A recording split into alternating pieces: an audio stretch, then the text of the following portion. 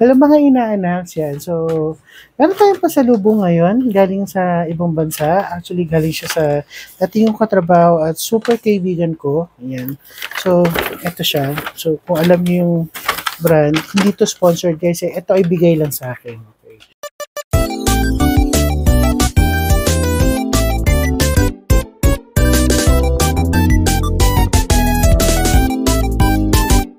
So, ito muna yung, yung regalo niya sa akin. Isang commemoration ng tumbler sa Middle East, sa Kuwait. Yeah. So, yung plastic cup, di ba meron din dito niyan? So, reusable cup. And then, ito, I think wala to dito. Hindi ko alam kung nagkaroon dito to, pero ito, yung barista stopper. Yeah, yung barista stopper. Ito siya. Para saan ba to? Para doon sa cup. So, buksan natin. Ito siya. Charin! Ang cute, di ba? Ang cute. Ito yung ilalim. Okay. And then, ilalagay natin siya dito. Para hindi matapon yung drink mo, di ba? Ang cute. Yun nga lang, may kwento nga lang tungkol dito, guys. Since ex-OFW ko, binigay sa akin to ng kaibigan ko, may nalaman akong sitwasyon na nangyari na hindi lang sa Kuwait, kundi sa buong Middle East. Okay. Pag-usapan natin. Nalaman ko lang to sa kaibigan ko na gano'n na pala yung nangyari niya sa Middle East. Nang dahil sa laban nito at nang dahil sa isang post, nakalagay yung logo nito dun sa picture. And then, yung kumpanya ay sinabihan yung nag-post na i-take down kasi wala naman silang kinalaman na hindi nila sinusuportan ito. Okay. Yun ang gusto kong sabihin sa inyo mga inaanaks na please be responsible sa pagpo-post, okay? Huwag lang basta-basta kayo mag-post. Huwag kayong mag-mislead ng caption, huwag kayong mag-mislead ng tao, huwag kayong mag-mislead at gumawa ng kwento, okay? Nang dahil doon, maraming OFW ang nawawalan ng trabaho ngayon. Maraming OFW ang actually hindi lang ng Pilipino, overseas sa Filipino workers, kundi yung iba rin mga ibang lahi na nagtatrabaho din sa Middle East. Dahil ang balita ay nagkakatanggalan, iba nga, parang kagaling lang ng bakasyon, pagbalik, pinupupunta na agad ng opisina para matanggal. Ganon kabilis. Okay. And yung naging OFW din ako. So ang dating nun is, una, pag nawalan sila ng trabaho, actually may pay naman sila. Yung pay na yon will only suffice or last for a few months. Yung gastos nila araw-araw, yung pagkain, yung renta, yung bayad sa kuryente at tubig, minsan kasama na yun sa renta.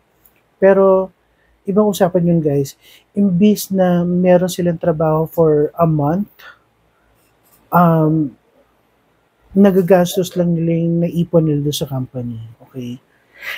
Minsan may ibang mga kumpanya na hindi agad dumalabas yung visa nila. So, nandun yung kaba.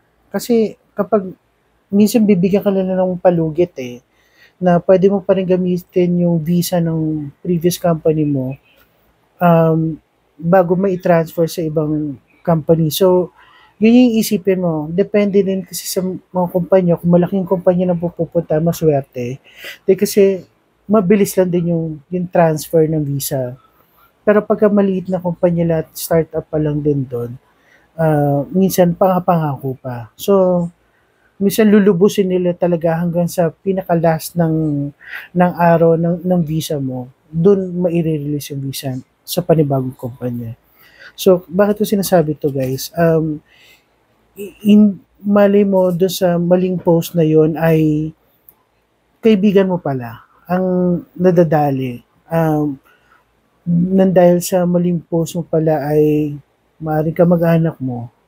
Kung kayo man guys ay meron kayong kaibigan or kamag-anak, yan, na most especially na sa Middle East, kamustahin nyo guys. Katawagan nyo, i-video call nyo, kamustahin nyo sila. Minsan kasi hindi sila magsasabi sa inyo ng problema nila. Malalaman nyo na lang na may ganun na palang problema. At ito yung sinabi din sa akin ng kaibigan ko, hindi ko lang nasabihin na ganun nga yung nagiging sitwasyon. So, kinakabahan din ako para sa kanila. Di kasi syempre, meron din silang mga mahal na naiwan dito sa Pilipinas, gano'n, umaasa na may ahon yung pamilya nila. Yung iba naman para sa kinabukasan ng mga anak nila at yung gusto nilang tuparin pangarap. Mahirap yun guys na mawala or maging isipin ng mga OFW sa ibang bansa. So, please, kamustahin nyo sila. At be responsible. Lagi kong sinasabi niyan.